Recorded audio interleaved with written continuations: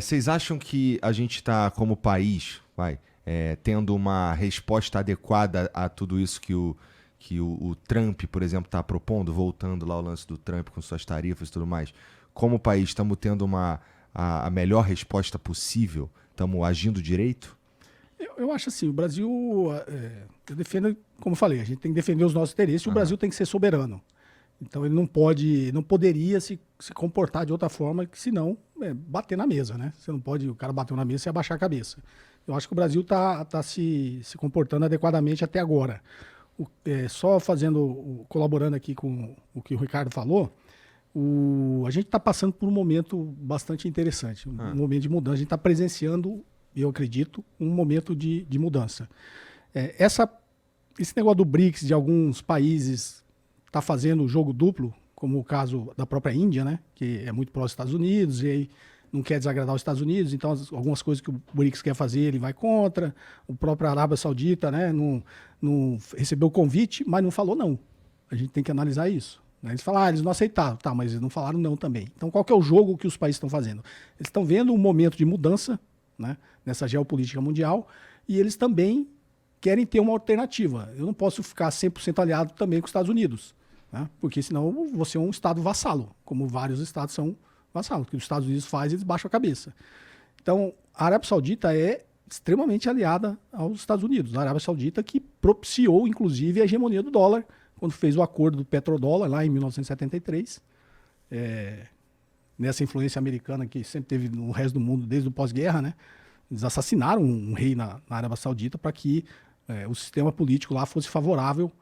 Acho que o Nixon mandou até um secretário do Tesouro, até um professor que eu acompanho, chama Michael Hudson, ele estava até nessa comitiva, ele foi com Bill Mullen, uma coisa assim, foi lá com o Kissinger, e eles fizeram esse acordo do petrodólar, justamente falando, eu compro todo o seu petróleo, você aceita o meu dólar, mas você compra a dívida americana também, para se proteger, para proteger as suas reservas. Foi isso que propiciou, não coincidência, a primeira viagem internacional do Donald Trump foi para a Arábia Saudita, já pensando na renovação desse acordo do petrodólar para tentar defender a hegemonia do dólar americano. Né? Então, o fato da Arábia Saudita ter sido convidada pelo BRICS, não ter aceito, mas também não ter falado não, é porque o mundo está passando por um momento em que você sabe que você tem uma alternativa. Entendi. O BRICS, na verdade, é uma alternativa para os outros países. Uma alternativa para quê? Para confrontar e não ser vassalo dos Estados Unidos. O que eu enxergo assim nesses movimentos, não sei se o Ricardo concorda, é exatamente isso. Os países estão ali, o próprio Brasil faz esse papel, tá? Eu tenho minhas críticas do Brasil, que o fato do Brasil, a Índia e a África do Sul ter ido na reunião do G7 foi uma forma também de querer ficar com um pé em cada canoa. Porque eles não tinham nada, eles não fazem parte do G7, que eles foram fazer lá. Né? Mas era também uma forma de ficar jogando os dois lados. Mas os países que estão jogando os dois lados estão jogando estrategicamente porque está surgindo aqui uma alternativa que consiga enfrentar os Estados Unidos. E você imagina você como cliente. Se você depende só de uma empresa, você não tem poder de barganha nenhum. Se aparece uma outra empresa que pode te atender, você começa a poder jogar com essas duas empresas. Né? Ó, faz o menor preço que o cara ali vai...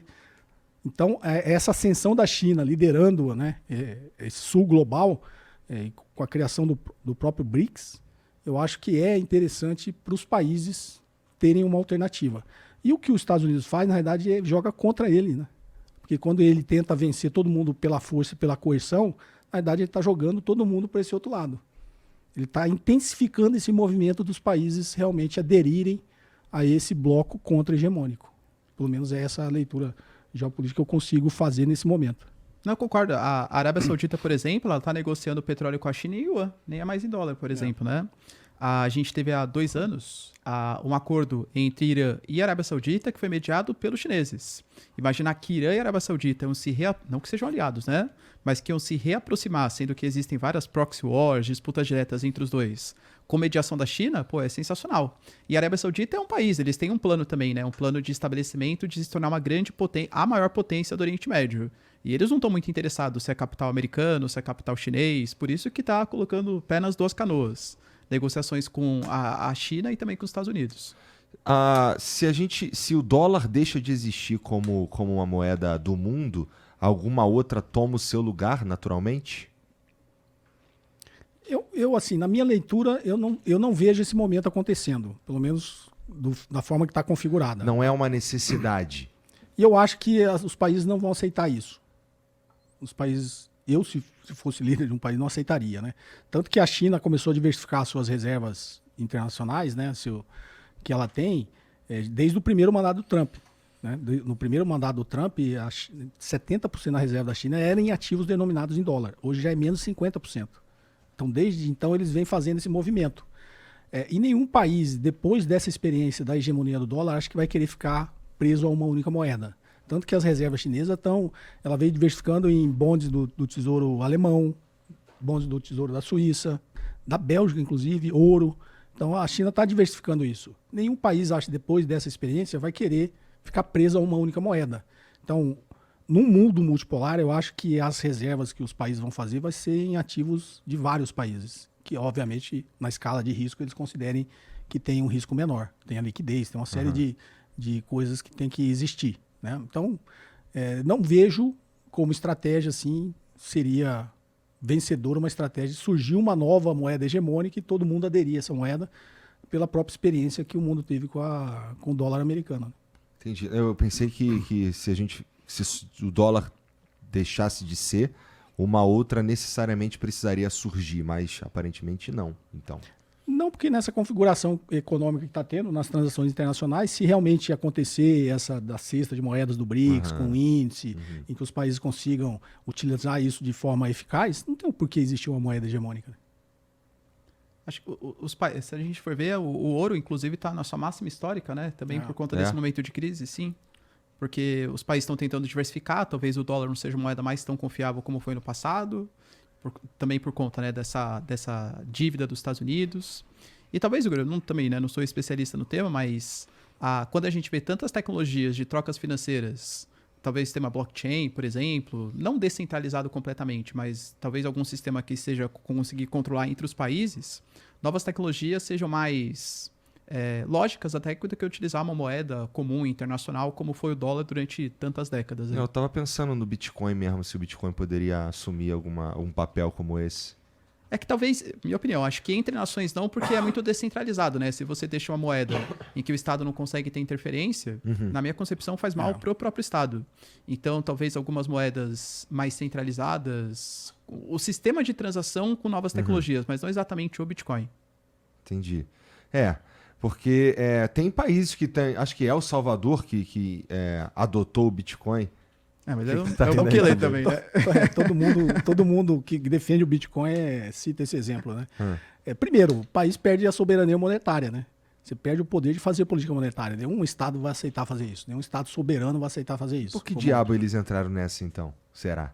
É porque é um país pequeno, né? Um país que já era dolarizado, ele já não tinha soberania monetária. Tá. Né? Não emitia sua própria moeda. Então, para ele foi meio diferente. Então, quando o Bitcoin está lá em cima, eles estão tudo felizes. Quando o Bitcoin está lá embaixo, eles acham que fizeram merda, né? Então, entendi. Não existe. Você fala com muita gente de tecnologia aqui, né? Tem muita gente de tecnologia que fala que essas criptomoedas, da forma que existe, dessa segurança toda que eles falam que isso vai ser ameaçado pela computação quântica. Que em algum momento a computação quântica vai conseguir quebrar, né? Então, esse sistema. Tem eu conversei, acho que sobre esse tema que eu me lembro aqui, o último que eu conversei foi o Fábio Akita, e a gente chegou a levantar esse ponto, e ele estava falando que pode ficar tranquilo, que vai ter um jeito de... Quando a gente tiver com a computação quântica, já teremos as defesas contra essa possível quebra de algoritmo, ou qualquer coisa assim. Então, suponho que a computação quântica já não é uma ameaça, porque haverá computação quântica para implementar as defesas. Isso é o que eu... Mas a lógica econômica, como o Ricardo falou, assim, qual o Estado que já é soberano monetariamente vai querer aderir a uma criptomoeda? Não faz sentido econômico. Você perde a sua soberania monetária, você perde a capacidade de fazer política monetária, né?